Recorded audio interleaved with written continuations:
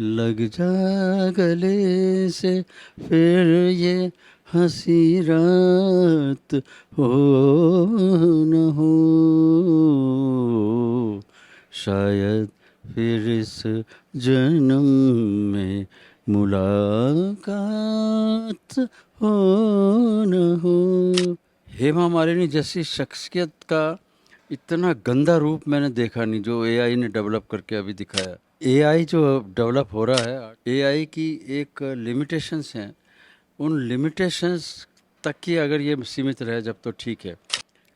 स रे ग म प ग म ध नि सा नि ध प म ग रे ग म प ध प ग रे ग रे स नि रे सा सा नि ध नि रे ग रे स नि रे सा नि ध नि रे ग म ध प म ग रे स नि रे सा। तो एआई को ये पता नहीं कि यमन रागा नी रे म रे ग रे नी रे सा, ये हादसा बहुत दुखद है। आप यकीन मानिए मुझे कल रात को 3:30 बजे तक मैं जगता ही रहा, नींद नहीं आई मुझे। इतना व्यथित मन हो गया है, इतना दुखी हम सब लोग हो गए हैं। दुनिया में आप कहीं भी जाएं, वहाँ पर आपको संगीत है वो सुनने को हमेशा मिलेगा। चाहे आप जंगलों में जाएं, चाहे आप किसी सड़क पे रहें या फिर आप सोते रहें, हर एक चीज़ में ध्वनि या फिर एक संगीत का सुर है वो आपको हमेशा सुनने को मिलेगा। क्योंकि संगीत सम्राट हमारे साथ हैं, तो संगीत के बारे में उनसे बेहतर अगर हम जानना चाहें या समझना चाहें, तो वो उस संगीत को लेकर के कोई भी उसकी व्याख्या है पूरी नहीं कर पाएगा।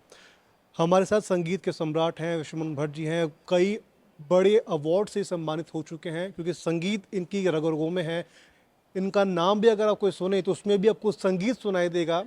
एक समय था जब लोग पुराने समय में, रामायण के समय में, रावण को संगीत के लिए याद करते थे, लेकिन एक अपना उसका संगीत का ऑरा था।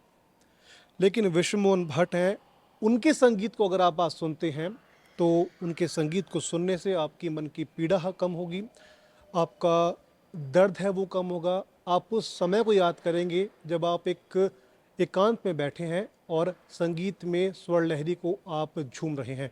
सर, सबसे पहला स्वागत मैं करूंगा पंजाब केसरी पर आपका। बहुत बहुत नमस्कार, धन्यवाद। सर, चूँकि संगीत को लेकर आपसे बेहतर कोई समझ पाएगा नहीं वर्तमान समय के अंदर, लेकिन उस संगीत पर हम पहुँचें उससे पहले मैं चाहूँगा कि आपके कुछ शब्दों के अंदर कल जो जिस तरह की घटना पूरे देश को झकझोर कर हुई है, अहमदाबाद में जो घटना हुई है, उसको लेकर के मैं आपका एक मैसेज है उन तमाम परिवारों के पास पहुँचाना चाहता हूँ जो इस घटना से, इस दर्द से जूझ रहे हैं, जिनमें राजस्थान के लोग भी शामिल हैं। जी, नमस्कार। मैं विश्वमोहन भट्ट, शास्त्रीय संगीतज्ञ, पद्म भूषण। कल यानी 12 तारीख को अहमदाबाद से लंदन जाने वाली जो एयर इंडिया की फ़्लाइट वो क्रैश हुई, क्रैश होगी और कितने ही लोग उसमें मर गए। लेकिन मैं समझता हूँ कि पूरी दुनिया उनसे सहानुभूति रखती है, उनके परिवार से सहानुभूति रखती है। ये जो त्रासदी हुई है, आप यकीन मानिए मुझे कल रात को 3:30 बजे तक मैं जगता ही रहा, नींद नहीं आई मुझे। इतना व्यथित मन हो गया है, इतना दुखी हम सब लोग हो गए हैं। ये मानवीय भूल कहिए या तकनीकी खराबी कहिए या कुछ भी, जो भी कुछ है, ये हादसा बहुत दुखद है। और मैं ईश्वर से उन सभी की आत्मा की शांति की प्रार्थना करता हूँ जो इसमें दिवंगत हो गए और जिनके ऊपर ये प्लेन गिरा। यानी डॉक्टर्स, 24 डॉक्टर्स अपने हॉस्टल में खाना खा रहे थे और ऊपर से उनके ऊपर ये विपदा आई। उनके भी घर वालों को मैं बहुत सांत्वना देना चाहता हूँ, भगवान से प्रार्थना कर रहा हूँ कि उनकी आत्मा को शांति प्रदान करे। मेरी पूरी सहानुभूति और मेरा जो दर्द है वो उन तक मैं पहुंचाना चाहता हूं। अब सर, थोड़ा हम सवालों की तरफ बढ़ते हैं क्योंकि सवाल काफ़ी लाजमी होते हैं। क्योंकि आपने कुछ दिन पहले एक चीज़ कही थी कि जो आर्टिफिशियल इंटेलिजेंस है जिसको लगातार लोग यूज़ कर रहे हैं, वो संगीत को एक ख़त्म करने की ओर, एक बर्बाद करने की ओर बढ़ रहा है। आप इसके कथन को किस तरह समझाना चाहेंगे कि लोग जो एआई का यूज़ करते हैं वो भी इसको समझ पाएँ और जो संगीत वाले हैं वो भी इस चीज़ को बेहतर समझ पाएँ? देखिए साहब, एआई जो डेवलप हो रहा है, आर्टिफिशियल इंटेलिजेंस जिसको हम कह रहे हैं, इसके बहुत फ़ायदे हैं। मैं मानता हूँ कि बहुत सी चीज़ों को इसने बहुत आसान कर दिया है, बहुत आसान कर दिया, इसमें कोई शक नहीं। लेकिन इसके साथ साथ फिर क्या होता है कि जो चीज़ फ़ायदे के लिए इन्वेंट होती है, उसका फिर गलत फ़ायदा उठाना शुरू हो जाता है। जैसे कि मोबाइल है। मोबाइल एक आपकी फैसिलिटी के लिए था कि आप जंगल में जा रहे हैं और अकेले हैं, तो उस समय मोबाइल अगर आपके साथ में है तो आप अपने आप को डर महसूस नहीं होता उसमें कि हाँ मैं सेफ़ हूँ। तो अब लेकिन उसका देखिए क्या रूप होने लगा, अभी बच्चे क्या क्या देखने लगे। तो ये सब चीज़ें जो वो डिस्ट्रैक्शन की तरफ जा रहा है, उसको हमको रोकना चाहिए। इसी तरह एआई जो है, एआई की एक लिमिटेशंस हैं, उन लिमिटेशंस तक की अगर ये सीमित रहे जब तो ठीक है। ये मानवीय संवेदना और मानवीय जो कमजोरी हैं या जो विशेषता हैं, उनको तो छू नहीं सकता एआई। जो आवाज़ हम लोगों की है वो तो हमारी है। अब हमारी सैंपल करके आप कुछ भी कर दीजिए। मैंने देखा इतने ऊटपटांग वीडियो बन रहे हैं आजकल, और कमाल है कि वो आवाज़, उनकी हाव भाव, उनके एक्शंस, उनकी आवाज़, उनके होठ सब झूठे और गंदी गंदी बातें निकाल रहे हैं वो किसी को, एक्स वाई जेड को। मैंने एक देखा अभी, हेमा मालिनी का, हेमा मालिनी जैसी शख्सियत का इतना गंदा रूप मैंने देखा नहीं जो एआई ने डेवलप करके अभी दिखाया। तो ये इसका डिस्ट्रक्टिव यूज़ बिल्कुल नहीं होना चाहिए। ये हमको बहुत ध्यान में रखना चाहिए कि इसको थोड़ा लिमिट करना चाहिए, इसको इसको संभाल के रखना पड़ेगा। इस नहीं तो ये डिस्ट्रॉय कर देगा, मानव सभ्यता के लिए बहुत बड़ा ख़तरा ये साबित होगा। सर, शास्त्रीय संगीत की बात करें, जो कि शास्त्रीय संगीत है, भावनात्मक है, आध्यात्मक है, उनसे जुड़ा हुआ रहता है। अगर हम, आपको क्या लगता है कि एआई होता है वो एक एल्गोरिदम पर आधारित है, तो क्या कभी इस मानवीय भावनात्मक और आध्यात्मिक जुड़ाव का, क्या वो एआई बराबरी कर पाएगा कभी? बिल्कुल कभी नहीं कर पाएगा साहब, वो कभी नहीं हो पाएगा एआई में। देखिए जैसे अब हमारा शास्त्रीय संगीत है, मैं तो शास्त्रीय संगीतज्ञ हूँ, तो संगीत की ही बात करूँगा। स रे ग म प ग म ध नि सा नि ध प म ग रे ग म प ध प ग रे ग रे स नि रे सा सा नि ध नि रे ग रे स नि रे सा नि ध नि रे ग म ध प म ग रे स नि रे सा सा नि ध नि रे ग म ध नि सा नि ध प म ध प म ध प म प म ग रे ग म प ध ग म ग ध प म प म ग रे स नि रे सा तो ध रे रे रे रे। तो ये जैसे अब एक शास्त्रीय संगीत का एक वानगी मैंने आपको प्रस्तुत की, तो ये चीज़ एआई कभी जनरेट नहीं कर पाएगा। ये एक्सप्रेशंस, ये भावना, ये उद्गार, और क्या रस, और क्या भावना, क्या भाव, राग, रसोई और पागड़ी जमती है तो जम जाती है। तो इसी तरह राग जो होता है उसके कुछ नियम होते हैं, डूज एंड डोंट्स होते हैं, उसका डिसिप्लिन होता है, तो वो फॉलो करना बहुत आवश्यक होता है। तो अब उसको, एआई को ये पता नहीं कि यमन रागा नी रे म रे ग रे नी रे सा, एआई को ये नहीं पता होगा कि नी रे म कैसे ले लिया इन्होंने। ये नहीं नहीं फ़र्क उनको कभी भी नहीं समझ में आएगा। कंप्यूटर है, रोबोट है, उसकी एक लिमिटेशंस हैं, वहीं तक ठीक है, वो बहुत अच्छा है।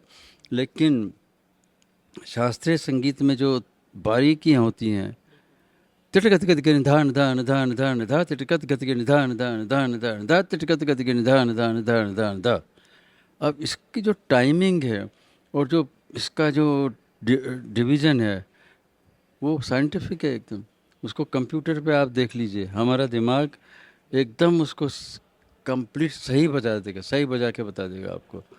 तो ये सब चीज़ें जो बारीकी हैं, मैं समझता हूँ कि क्लासिकल म्यूज़िक की बहुत मायने रखती हैं। की बात करें, जैसे ए आर रहमान है, कई सिंगर हैं, वो लगातार पुराने जो गायक हैं उनकी वॉइस को वापस से निकाल के लोगों के बीच पहुंचा रहे हैं, तो क्या आपको लगता है कि वो भी एक प्लस पॉइंट होगा उन लोगों के लिए, आज के लोगों के लिए, जो उस समय के जो गायक थे, हमारे मशहूर गायक थे?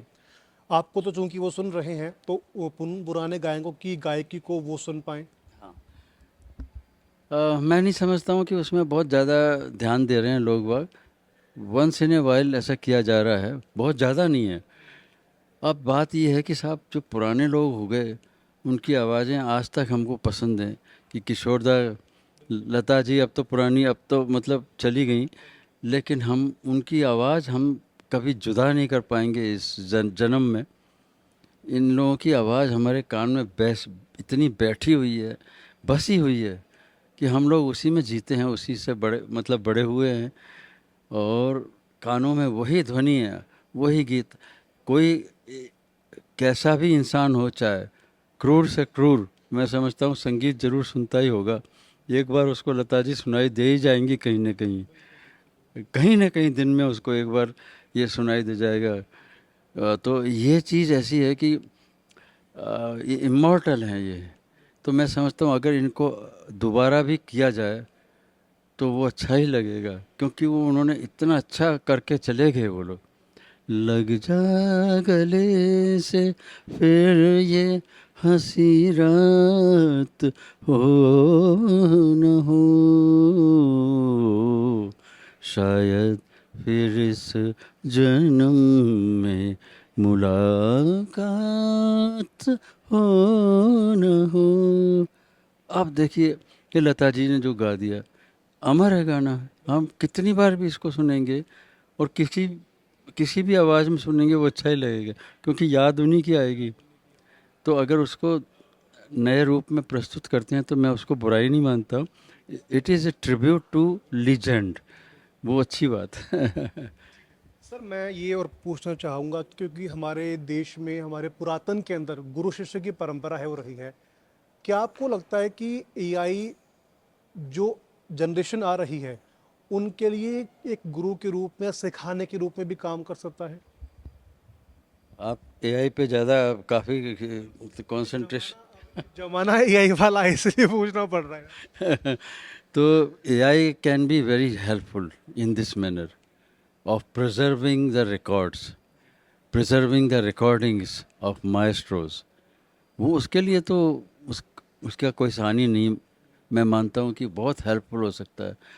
कि आज हमारे पास में यूट्यूब है, सपोज़ यूट्यूब में हम जब कहते हैं कि पंडित भीमसेन जोशी का गाना सुनना है, तो टाइप किया, 1 सेकंड में दबाया, और भीमसेन जी शुरू हो गए कि साहब लो, ये भीमसेन जी की आवाज़ आ गई, ये पंडित रविशंकर जी का सितार आ गया, मेरे गुरु जी ये बजा रहे हैं साहब, आपके एक इशारे पे।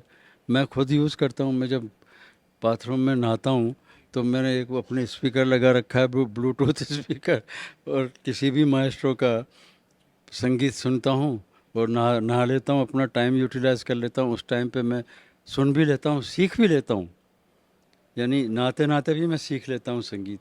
कि जब कोई तान आ रही है कि बड़े गुलाम अली खान साहब की आ रही है, उस्ताद अमीर खान साहब की आ रही है, तो भीमसेन जोशी जी की तान कैसे आ रही है, पंडित राम नारायण जी, पंडित रविशंकर जी के क्या क्या चल रहा है साहब। तो ये इसमें उसमें हेल्पफुल होगा एआई, कि वो मेंटेन करते, रिकॉर्ड्स मेंटेन कर लेंगे, और रेफरेंस हो जाएगा कि sitar has to be like this, it was like this, now it is like this। so एक comparative study, और ये इसमें AI can be very very helpful। Sir थोड़ा सा ये कि क्योंकि समय के साथ श्रोताएं जो होते हैं, सुनते हैं, उनकी अपेक्षाएं हैं वो काफ़ी ज़्यादा बदलती भी हैं। तो चूंकि मेरे पास कुछ सवाल है, मेरे दोस्तों के भी हैं, उनका ये कहना था कि एआई के अंदर संगीत के बढ़ते चलन के साथ में क्या आपको लगता है कि श्रोता जो सुनने वाले लिसनर हैं उनकी अपेक्षाएं भी बदलेंगी, और क्या वे मानवीय प्रदर्शन की प्रामाणिकता जो होती है, हम जो प्रामाणिकता उसको देते हैं, और मशीन के बीच की जो आवाज़ है उसके बीच में वो अंतर कर पाएंगे क्या? समझदार जो होता है उसको पता चल जाता है कि ये AI जनरेटेड है, तो उसमें वो आत्मा नहीं रहती है, वो उनका जो जुड़ाव है वो नहीं होता है।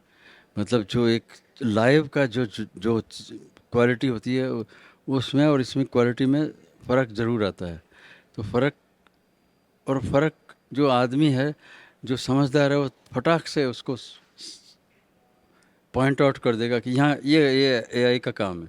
This can not be possible with human, this thing it is only possible through AI। तो मैं नहीं समझता हूँ कि it is dangerous, it dangerous नहीं है। उसको अगर सही पॉजिटिव वे में उसको यूज़ किया जाए तो nothing can be good better than this. क्योंकि समय के साथ समय बहता है, एक बहती धारा है। कल आपको 75 साल पूरे होने वाले हैं, तो उसके लिए आपको पहले शुभकामनाएं मेरी ओर से और अपन टीम, हमारी टीम की ओर से। सर, मैं जानना चाहूँगा कि कल आपका जो प्रोग्राम है वो किस तरीके का आपका प्रोग्राम होगा, क्या उसमें कुछ, क्योंकि हर बार आपके प्रोग्राम में कुछ नया मिलता है सुनने के लिए, तो कल के प्रोग्राम को अगर समझें तो क्या कुछ आप 75 साल पूरे होने पर नया लेकर आ रहे हैं सुनने वालों को? देखिए, ये आपकी सही बात है कि लोग अपेक्षा ही रखते हैं हमसे, तो कुछ ना कुछ तो नया होगा ही कल। जो है, जो क्लासिकल के साथ साथ कुछ मैं नया एक्सपेरिमेंट भी करूँगा, कुछ ऑडियंस को भी इन्वॉल्व करूँगा। ऑडियंस का भी एक तरह से टेस्ट ले लूँगा मैं कि कितना समझ है इनको सुर ताल की। तो मैं उसको इस तरह से तरकीब से उसका इस्तेमाल करूँगा कि उनको जुड़ाव महसूस हो कि एक शास्त्रीय संगीतज्ञ सिर्फ क्या होता है कि हाँ बस गाना बजाना किया और निकल गए। लेकिन मैं I am going to make it very interactive session instead of just performance. खाली ऐसा नहीं है कि बजाया और चलो निकल गए। मैं उनके साथ में इंटरेक्ट करूँगा, उनसे बात करूँगा, उनसे पूछूँगा और उनसे गवाऊँगा, उनसे ताल दिलवाऊँगा।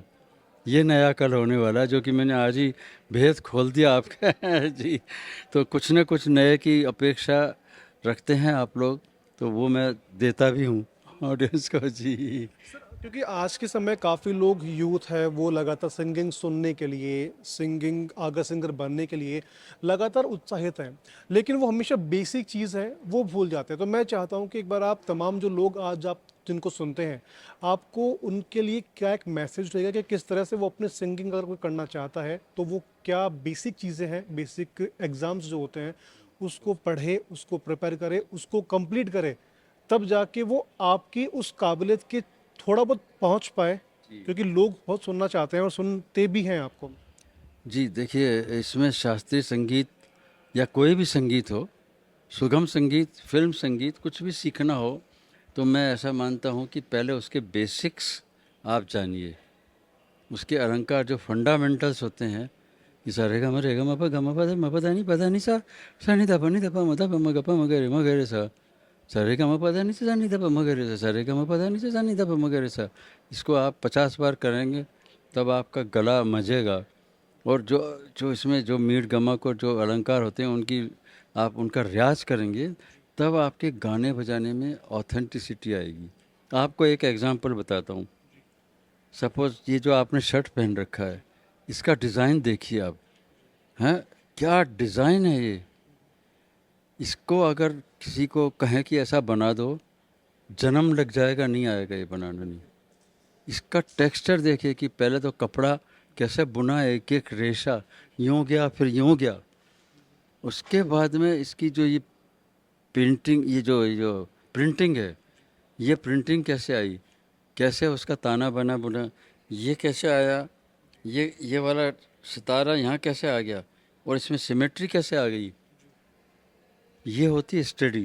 पहन लिया कपड़ा, ठीक है, हो गया, लेकिन आप उसके बारे में ये सोचिए कि ये बना कैसे, इसका ओरिजिन कैसे हुआ, कितने लोगों का हाथ लगा, क्या परफेक्शन हुआ, तब दर्जी ने कॉलर बना तक बनाया जब हम इसको पहन सके।